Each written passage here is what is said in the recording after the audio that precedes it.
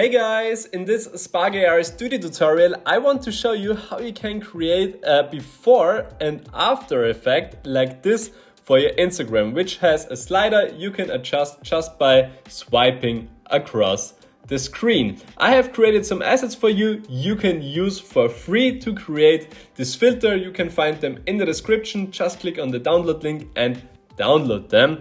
And yeah, then I will guide you through step by step on how to create this filter, and at the end you will have a filter like this. So let's go.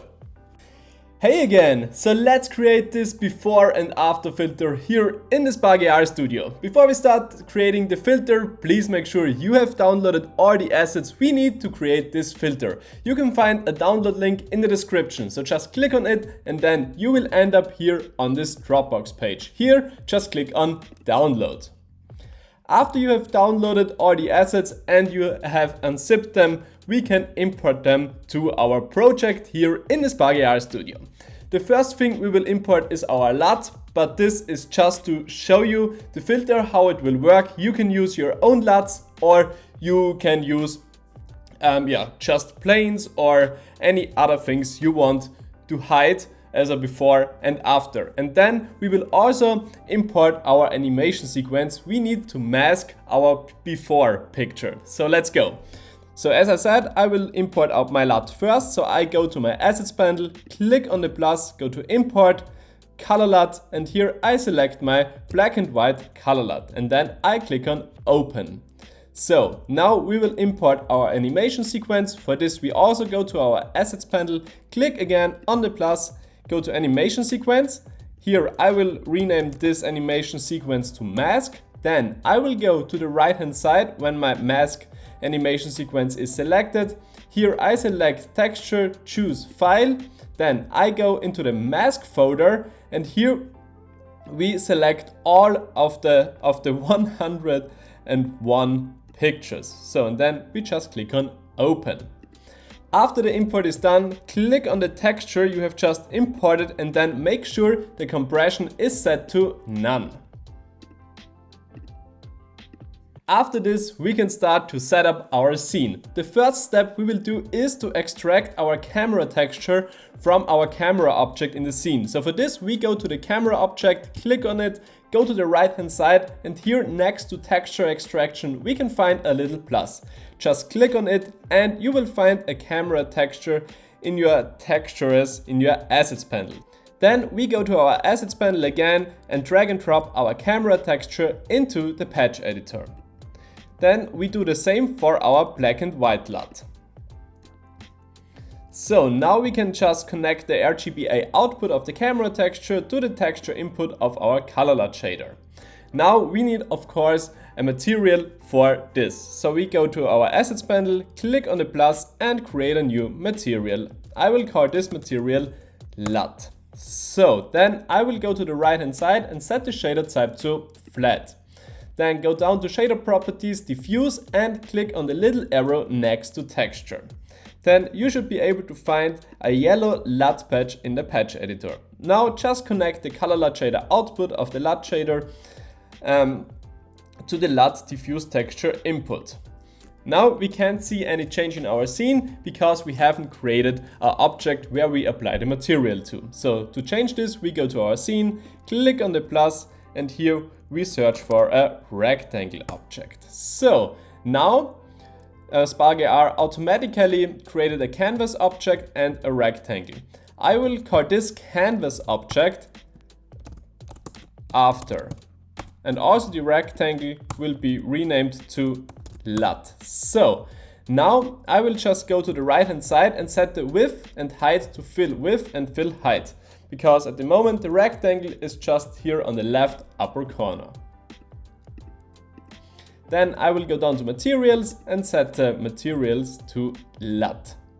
So now we have our after picture, but now we want to create an overlay which overlays over the after picture, so we can slide, so we can see the change. So as I said, this is an overlay. So we will create another canvas object which overlays in front of this picture, and then we will use our mask to mask our original picture, and then we will use an animation sequence to do the sliding. So at first we will create our material for our overlay. So we go to our assets panel again, click on the plus, go to material and create a new material. And I will call this material before. Then I go to the right hand side and set the shader type to flat. Now I will go down to texture, and for the texture I select my camera texture. Now, as already said, we need another canvas object. So for this we go to our scene, click on the plus, and here we search for canvas. I will rename this canvas object to before. Make sure this canvas object is underneath the after canvas object. This is very important. So the next step is that we create a new rectangle. So, and also for this, I will rename this rectangle to before.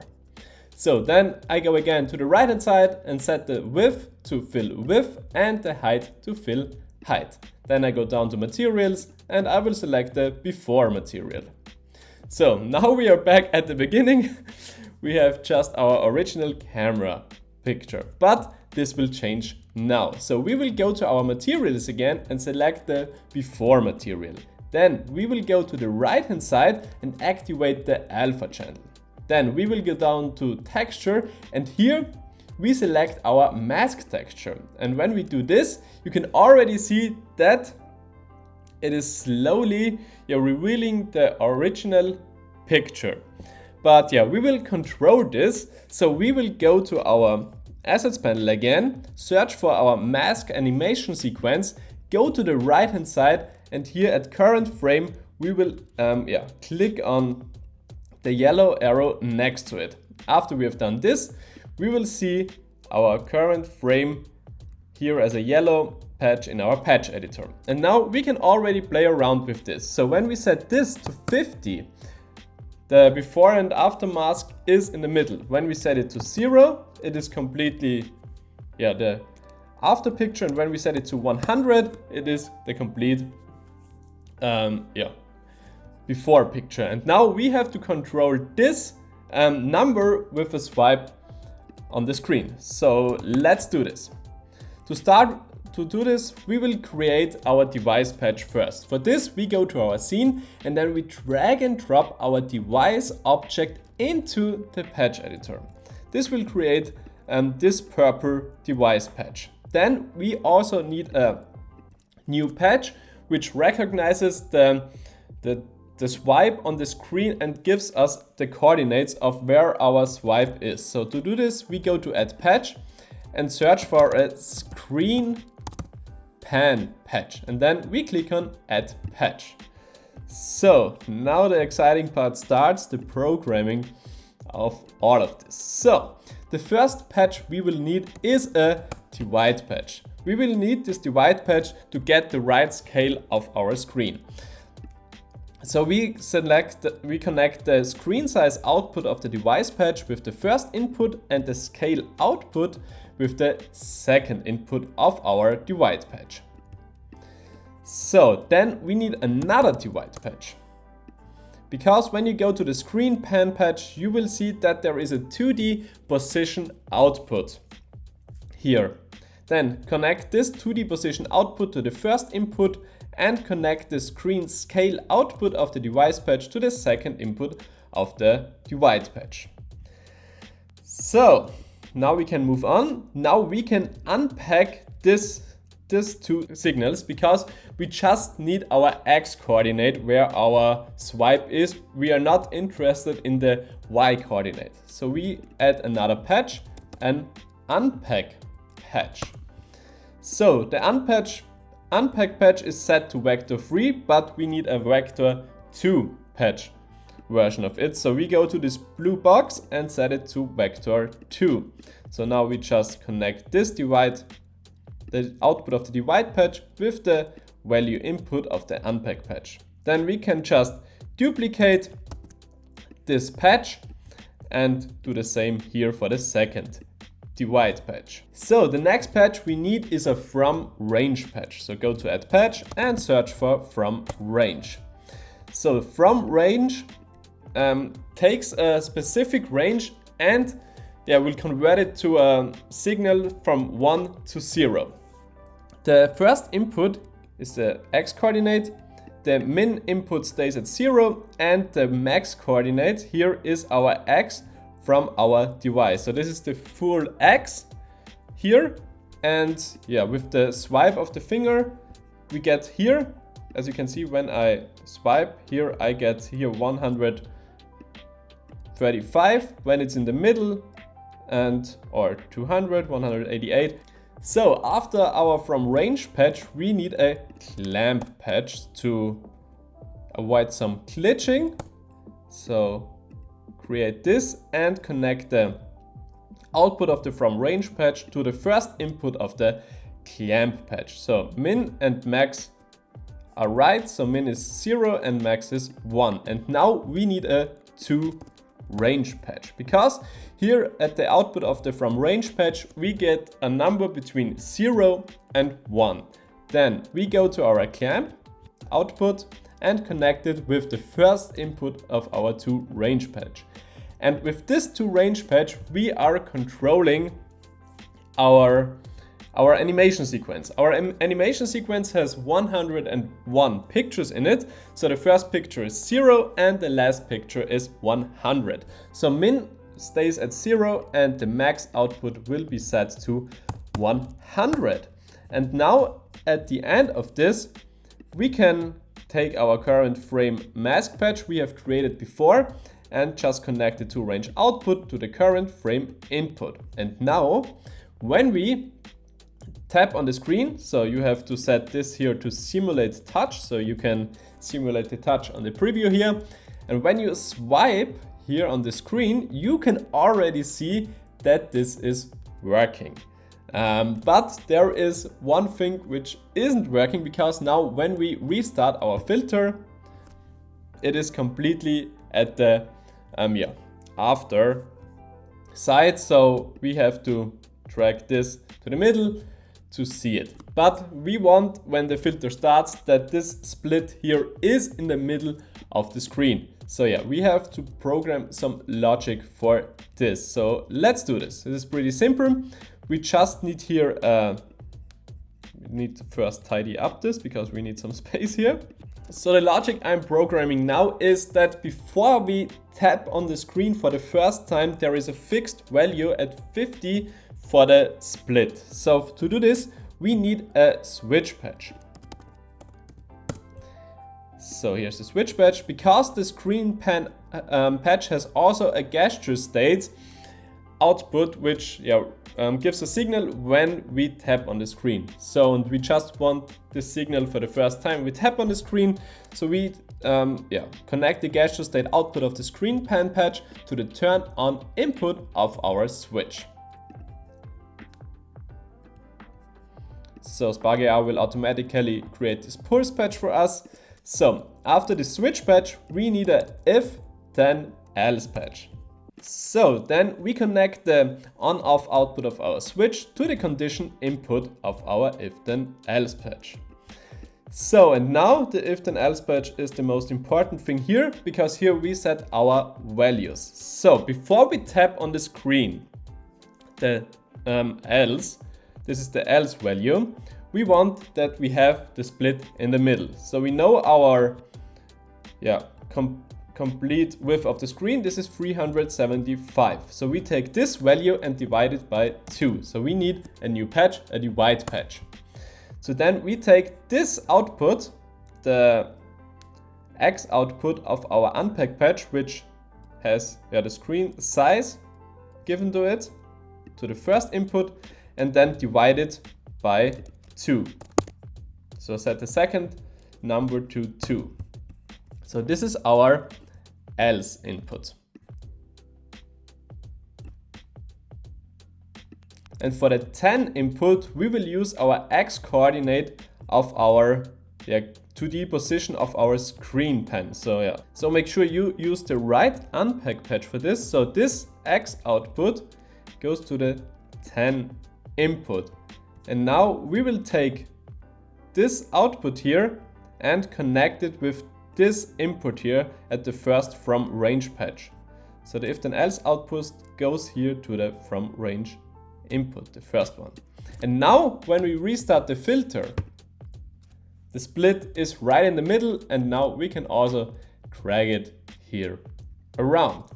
So there are some settings you can do, because when you want to change the two pictures, you have to invert the mask so that the after is on the left hand side and the right and the before is on the right hand side. To do this, we go to our assets panel, go to our before material, go to the alpha on the right hand side, and here you can just turn on invert, and now the before is on the right and the after picture is on the left hand side. So yeah, I will just do this. So before is left and after is right. One important settings I also forgot to mention first is that we have to set the materials, both the materials, the advanced render options. So we have to disable both of them so there are no glitches occurring, especially when you do more layers here or working also with 3D objects like a plane or other things. So the next thing I will do is that I have also more kind of a obvious split here. So I will want to have a white line here in the middle of the screen. So this is pretty simple to do. We go to our scene to create a new rectangle. So I will just create a new rectangle, and this is okay when this rectangle is here in the before canvas. I will just rename this rectangle to split. So then we want to make sure that this split rectangle covers the whole height of the screen. So I go to the right hand side with the split rectangle selected and click on fill height. For the width, I want it pretty small, so I will set this width, not to fill width, I will set it to 4. So then I go down to position and I will extract this position value. So I click here on the yellow arrow next to position and I will export those positions here to the patch editor so we can use them here. So now we need some patches here. So we click on add patch and we search for a pack patch. So after you have created this pack patch, set the vector 3 to vector 2. And then we get the output of the if then else patch for the first input for the x coordinate, and for the y coordinate this is 0. So just connect it and we have this in the middle, but not exactly because the width here is 4. So we have to offset the coordinates a little bit. So we also need a subtract patch. And for the subtract patch, the first input is the if then else output. And for the second value is 2, so the half of 4. When you have this split rectangle set to 8, you use 4. When you set it to 6, you use 3. So I think you get the idea. So the output of the subtract patch goes into the first input of our pack patch. At the moment there is no material applied to our split rectangle, so we will create a new material. So we go to our assets panel, click on the plus. Here we create a new material. I will call this split. I will go to the right hand side then, set the shaded type to flat, and I will select a white color or whatever color you want.